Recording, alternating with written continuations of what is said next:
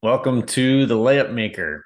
This is version 2.0, and we are starting with week one, what we call from taker to maker, trying to just change your thinking about taking layups and progress toward how we can make more layups. So instead of just being happy with attempts, we want to make sure we're converting, finishing, scoring on as many of those attempts as we can. And to start that, we're going to talk about three major things. The first is the 7-part chain. And there's actually a technique we call back chaining that we actually use on the court to connect each of these 7 pieces from the end point of actually making the layup all the way back to where we caught the pass and what our footwork's going to look like to get into our attack. Well, we talk about the connection between ball handling and footwork into finishing. The second one is what we call the deadly default, just thinking about what is our default finish and what are we going to do to get really good at that so that the defense is essentially fighting us to take it away. And then we can talk about counter moves once they start doing that. And then the third one is creating opportunities. Similar framework, having the footwork connected to the finish allows us to know specifically what we're going to be doing at each step on our way to the basket and be able to use that against a defender to create counter moves as we get into week 2, 3, and 4 going forward. First, the 7-part chain. Simple as it sounds, 2 steps is where we start. And depending on how experienced and advanced player you are, we might spend only 3 tries getting that mastered because you're already good at it. We might spend several dozen tries to really get 2 steps working perfectly and mastering that first piece before we move to step 2. And the 2-step rule in basketball is counted after you pick up your dribble. So the way we practice it is without a dribble, starting in a lunge stance, like you'll see on video in a second, taking 2 steps without needing to dribble, kind of removing one of the complications of making a layup by already having the ball in our 2-hand grip. The second point is getting our knee above our hip. I like to use the analogy of a puppet string. If you've ever seen a string puppet, arms and knees are tied together. So when you go up for your layup, we want that same side of your body, knee, to get above your hip. And that really drives your force upward into a more vertical jump, prevents the problem that's very common if you're a fast athletic player on a fast break of hitting the ball too hard off the backboard. Just taking that momentum vertical by getting your knee above your hip is our favorite solution. The next part of the 7-part chain is the pizza pan. So we kind of got our first 2 organized around our legs and our knee. The next 3 points are all on our upper body. So pizza pan is our holding point where we're going to hold the ball into our shot, which we put it on top of your shoulder, outside your chin, on whichever hand you're going to shoot with. So if we're on the right side of the basket shooting a standard right hand layup, we're going to put it right side of chin on top of our shoulder with our fingers pointed back toward our shoulder in a 2-handed grip. And that's what we call pizza pan. If we hold it there and shoot it from there while taking 2 steps and getting our knee above our hip, like that's going to solve the majority of our problems with basic layup mechanics to make it happen. The fourth point is elbow to eyebrow. So just like we talk about in shooting, if you've taken our sniper course, trying to finish our fall through with our elbow touching our eyebrow makes that ball again go upward instead of forward if we're running fast down the court. And then the last part here, the 5th point, is our 2-finger push. So we like to talk about the ball rolling off our index and our middle finger like railroad tracks, because that center point between those 2 is lined up with the rest of your forearm. It allows you to do a lot of good things with your arm and fingers synchronized instead of them going 2 different directions. We're going to stop there to see a video of the first 5 points, and then we're going to come back to look at number 6 and 7. And those 2 are dribbling with the left foot, talked about ball handling and finishing in combo, and then elbows to ears after you dribble.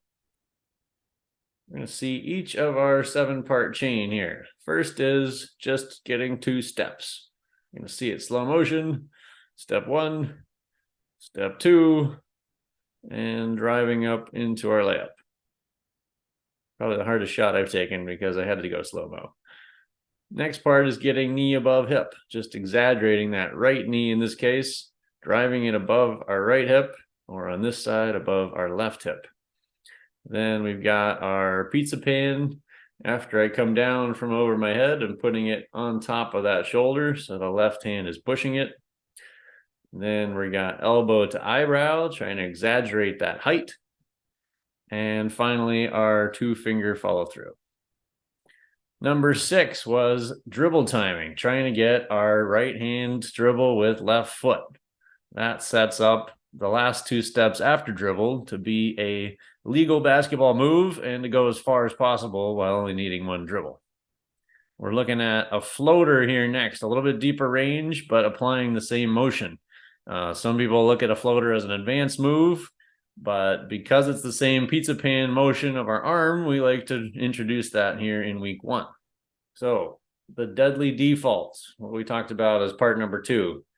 The wing angle here is where most people practice layups. Some teams, it's the only angle you practice layups from. So it's what you're most comfortable with and what you're most used to, which is why we're starting there and not starting with some of our more unique angles that we'll get into in week 4.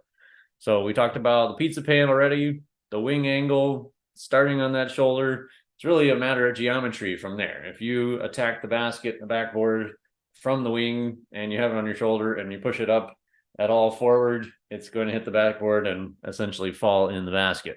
From there, it's just a matter of refining those pieces. Can we get the final 2 steps to be really large and aggressive? Can we make our knee above our hip to get vertical? Can we have it on our pizza pan and push our elbow to eyebrow and push our 2-finger follow through to make all those pieces line up to accuracy?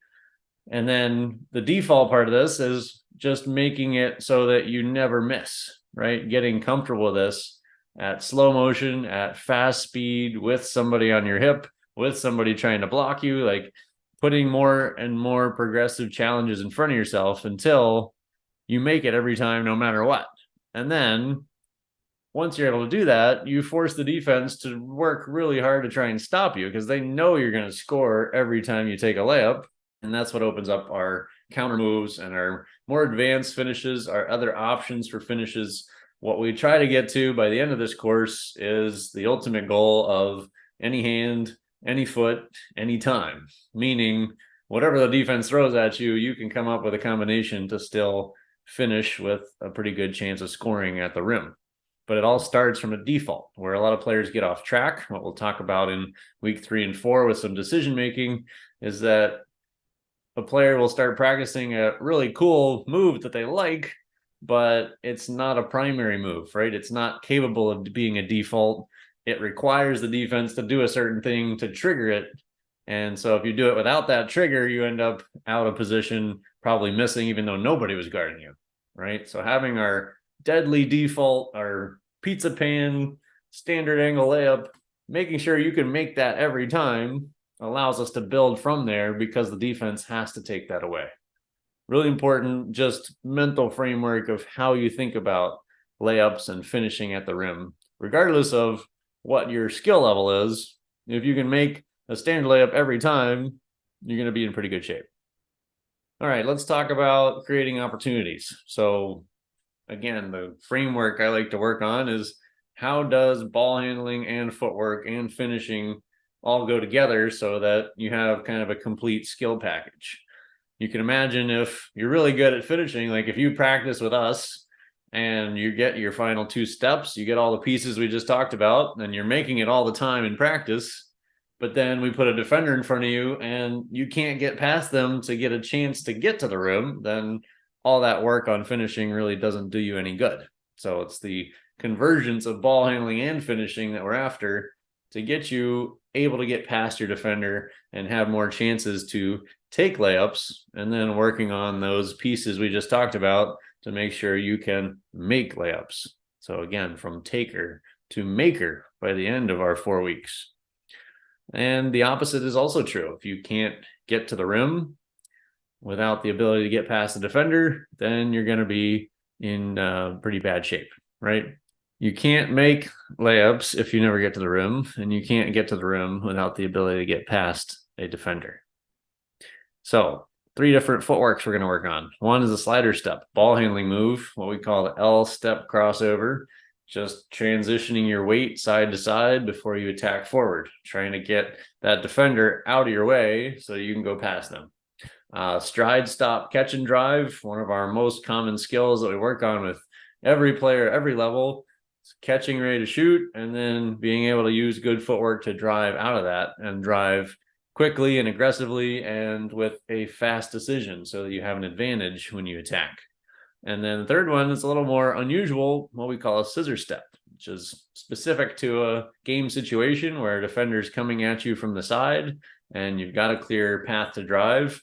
You don't need to catch as if you're going to shoot. You already know you're driving, so you can cheat the footwork a little bit by using a scissor step to get there faster. So we're going to see each of those on video again here and walk you through them on the court. This is our slider step, going from left to right into a forward dribble with our left foot that sets up our final 2 steps to basket. Between the legs is similar. We're stepping with our right foot as the ball goes through our leg, and then stepping with our left foot as we attack dribble forward. The third one is behind the back. We're going to wrap with our left hand and our right foot, trying to get that timing synchronized. Left hand with right foot, and then attack forward with left foot. Again, that dribble timing is trying to be always the same so that we know what our last 2 steps feel like, and we're capable of getting that consistent every time. Right to left is the same progression. We slide with our left foot as we cross, and we attack forward with our right foot as we dribble. As you get comfortable with that footwork, you can start tying in each of our 7-part chain pieces again. Coach will help you identify one at a time where you're focusing your attention. If your footwork's good, your ball handling skills are there, then we're trying to go crossover into dribble, into pizza pan, or into our 2-finger follow through. The last 2 sets of footwork here we mentioned: stride, stop, and drive, catching like a shooter, reaching with a pivot, and then dribbling. Again, it ends up with our right hand and left foot on the dribble, so we have 2 steps remaining after that. Right foot reach before dribble with left foot. That's the essential factor. If you've done our footwork course or even our sniper course, we end up coming back to this in a lot of different ways, a lot of different courses, because it is an essential skill. Here's the mirror image driving left. Tagging to the left hand, we're still going to use our right foot. Dribble goes with right foot on the left side. And again, we're trying to piece this together so that everything we've worked on toward the rim with our last 2 steps forward stays the same. And then finally, our scissor step.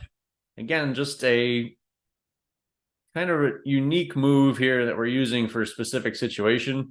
It's just good to be aware of because game situation applies. You're going to be able to get there a lot faster. If you can do your scissor step by splitting your feet apart, leaning forward, you're going to have a speed advantage versus catching like a shooter and then driving from our stride stop like we normally would. All right, that's it so far for week 1. Taker to maker, our 3 main priorities again. Build that 7-part chain so that you know your shot all the way through from the 2 steps through your fingertips. You know what it's supposed to feel like, what it does feel like when it's going correctly, and all the pieces you need to stack that puzzle up and make your layup work better and work at high speed and work against defense.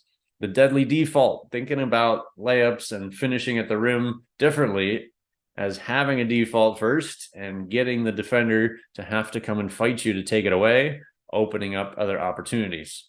And then thirdly, again, creating opportunities with our footwork, trying to be really confident and capable and certain of what our feet are doing to get us into an attack mode that's going to take us to the rim with the opportunity to finish. Again, getting us more options, more opportunities to take layups by using good footwork and ball handling skills, and then using our deadly default and our 7-part chain to make more of those layups. That's it for week 1. We'll see you on the court.